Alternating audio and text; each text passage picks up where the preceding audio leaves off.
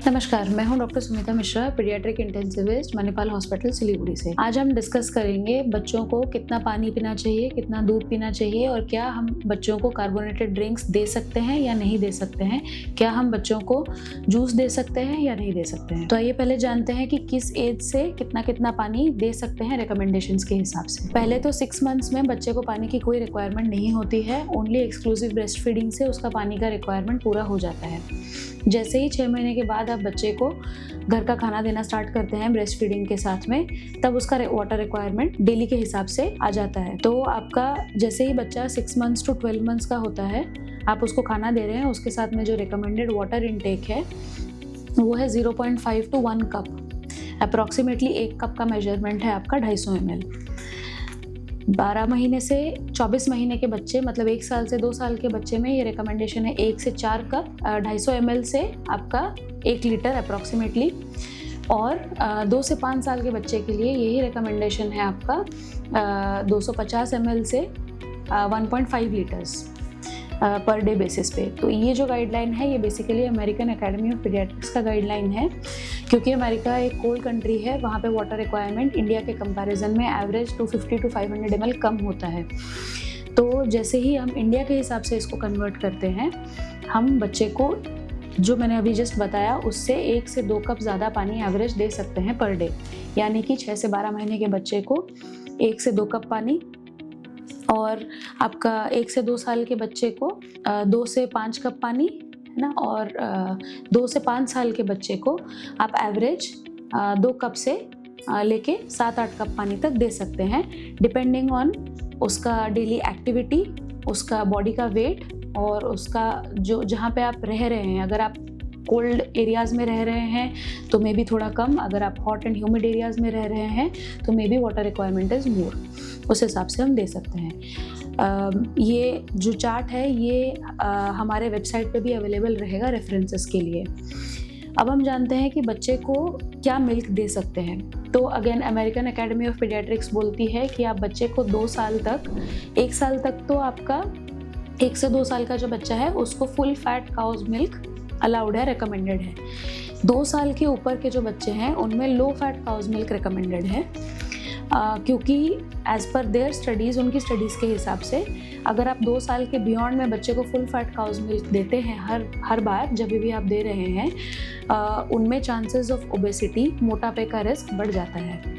तो इसीलिए कोशिश करिए कि लो फैट मिल्क अगर आपके पास टेट्रा पैक में अवेलेबल है, या तो अगर आपके पास होल मिल्क भी अवेलेबल है तो भी उससे कुछ नुकसान नहीं होगा, बस बहुत ज़्यादा वेट गेन जैसे ना हो। मिल्क का भी रिकमेंडेशन है, ये भी एएपी का ही गाइडलाइंस के हिसाब से वेबसाइट पे अवेलेबल रहेगा, इसका लिंक शेयर कर दिया जाएगा। मिल्क का जो रिकमेंडेशन है वो काउज मिल्क के हिसाब से मैं बता रही हूँ। तो काउज मिल्क आपका 1 ईयर के पहले तो आइडियली स्टार्ट नहीं करना चाहिए। 1 ईयर तक एक्सक्लूसिवली मदर का ही मिल्क देना चाहिए। 6 महीने तक सिर्फ मदर का मिल्क, एक्सक्लूसिवली ब्रेस्ट फीडिंग। 6 महीने से 12 महीने तक यानी कि 1 साल तक मदर का milk along with home based खाना, अलॉन्ग विथ पानी। इसके बियॉन्ड जब आप 1 साल से 2 साल के बच्चे को फर्स्ट काउज मिल्क इंट्रोड्यूस करते हैं तो आप उसको 2 कप जैसा इंट्रोड्यूस कर सकते हैं, मतलब वही 1 कप इज़ 250 ml अप्रॉक्सीमेटली। 1 से 2 कप आप उसको इंट्रोड्यूस कर सकते हैं। पहले स्टार्ट विथ हाफ कप, अगर टॉलरेट कर रहा है 1 कप, आप अप टू 2 कप तक जा सकते हैं by the age of 1 to 2 years. फिर जब बच्चा जैसे ही आपका 2 to 5 ईयर्स का हो जाएगा, आप उसको अप टू 3 कप्स दे सकते हैं काउज मिल्क। अब हमें गौर करना है कि हमें बच्चों को क्या क्या चीज़ें नहीं देनी है और क्या क्या चीज़ें क्वांटिफिकेशन करके कम अमाउंट में देनी है। 5 चीज़ें हमें याद रखनी है जो हमें बच्चों को नहीं देनी है। सबसे पहला है कैफिनेटेड ड्रिंक्स। कैफिनेटेड ड्रिंक्स में आपका आता है आइस टी, कोल्ड कॉफ़ी, ये सब बच्चों में अलाउड नहीं है, आइडियली अप टू 10 ईयर्स, क्योंकि हाइपर एक्टिविटी बहुत ज़्यादा बढ़ती है। 8 ईयर्स तक भी आप अवॉइड कर सकते हैं अगर आपको 10 ईयर्स तक आपका नहीं अवॉइडेबल है। So avoid caffeinated drinks, any kind of caffeinated drinks till 8 years at least. Then second चीज़ आती है आपको बच्चों को शुगरी ड्रिंक्स। शुगरी ड्रिंक्स मतलब जैसे आपका Coca Cola, Pepsi, all these cold drinks are also carbonated drinks and also sugary. So ये आपको बच्चों को नहीं देनी है। इससे हेल्थ हज़ार्ड्स ये होते हैं कि पहली बात तो बच्चों को डेंटल कैरीज का रिस्क रहता है, दांत खराब होता है। दूसरी बात ये है कि उनमें अर्ली ऑनसेट डायबिटीज़ और हाइपरटेंशन का खतरा बढ़ता है जैसे ही वज़न बढ़ता है। तो ओबेसिटी छोड़ के ये बाकी लाइफस्टाइल डिजीजेस भी करा सकती है अगर आप डेली बेसिस पे अपने बच्चों को ये सब दे रहे हैं, तो ये कम्प्लीटली अवॉइड करनी है। तीसरी चीज़ है आपका plant based products. Plant based products का मतलब ये है कि बहुत सारी आजकल आइटम्स मिल रही हैं जो कि वो बोलते हैं कि ये प्लांट बेस्ड प्रोटीन है, जैसे पी प्रोटीन हुआ, सोया प्रोटीन हुआ, which is not animal source, it's a plant source of protein. तो जो प्लांट सोर्स ऑफ प्रोटीन है वो भी कभी कभी बच्चों में हम नहीं जानते हैं, हमने कभी टेस्ट नहीं कराया है कि बच्चों को किस प्लांट प्रोटीन से एलर्जी है, बट जैसे ही आपने पी का मिल्क या ओट मिल्क या आलमंड मिल्क कुछ भी इंट्रोड्यूस कराया, क्योंकि वो नट का मिल्क है या कोई प्लांट का ऐसा सोर्स है जिससे कि उसको ऑलरेडी एलर्जी है और हमें पता नहीं है, तो हो सकता है वो कोई टाइप की एलर्जी फ्लेयर अप करा सकती हो। तो हमें पहले उसका एलर्जी पैनल जानना होगा before introducing any kind of plant milk. But अगर बच्चा लैक्टोज इंटॉलरेंट है, काउज मिल्क या कोई भी एनिमल मिल्क नहीं ले पा रहा है, तो उस केस में उसको टेस्ट करा के हम लोग सोया मिल्क भी इंट्रोड्यूस कर सकते हैं, क्योंकि उसका प्रोटीन क्वेश्चन जो है वो ऑलमोस्ट इक्विवेलेंट होता है काउज मिल्क के। चौथी चीज़ जो है जो हमें बच्चों को अवॉइड करनी होती है वो है जो अनरिकमेंडेड ORS। जो WHO रिकमेंडेड ORS है वो तो डिहाइड्रेशन के लिए अमृत जैसा, इट्स एन एलिक्सर। वो बहुत ही अच्छे तरीके से आपका रिहाइड्रेशन करते हैं, हाइड्रेशन बैलेंस करते हैं। बट ORS ब्रांडिंग के साथ में बहुत सारी ऐसी ब्रांड्स भी अवेलेबल होती हैं आजकल, जिन पे कि गवर्नमेंट ऑफ इंडिया ने भी आजकल रिसेंटली बैन लगाया है, क्योंकि वो उनमें जो इलेक्ट्रोलाइट बैलेंस है वो अप्रोप्रिएट नहीं है फॉर रिहाइड्रेशन। तो ये सब जो ORS बोल के बेचते हैं बट WHO ORS नहीं है, इनको अपने बच्चों को डायरिया, उल्टी, दस्त इन सब केसेस में मत दीजिए, ये स्ट्रिक्टली अवॉइड करिए।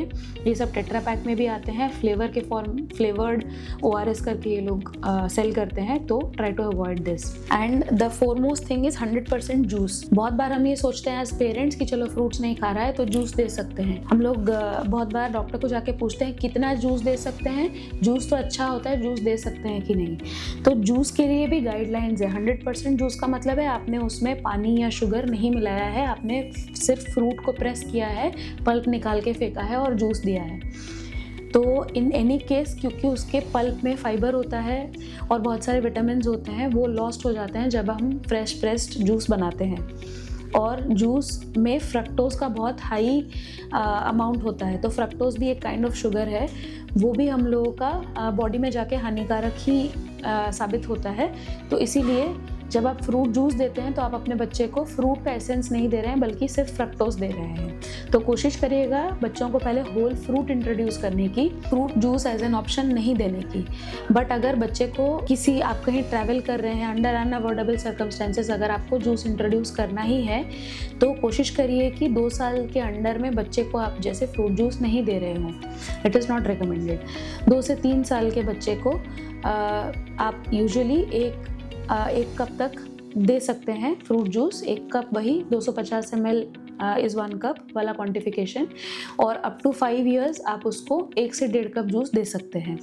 तो 1 कप रफली याद रखिए for all the age groups till 5 years per day juice recommended है। उसके बियॉन्ड कोशिश करिए मत दीजिएगा। और डेली बेसिस पे fruit juices are not recommended because apart from obesity ये लोग फैटी लिवर भी कराते हैं, क्योंकि फ्रक्टोज जाके डिपॉजिट होता है बॉडी में, फिर वो लिवर में आपका फैटी लिवर करना स्टार्ट कर देता है बहुत अर्ली एजेस पे। Hope it helps you. Thank you.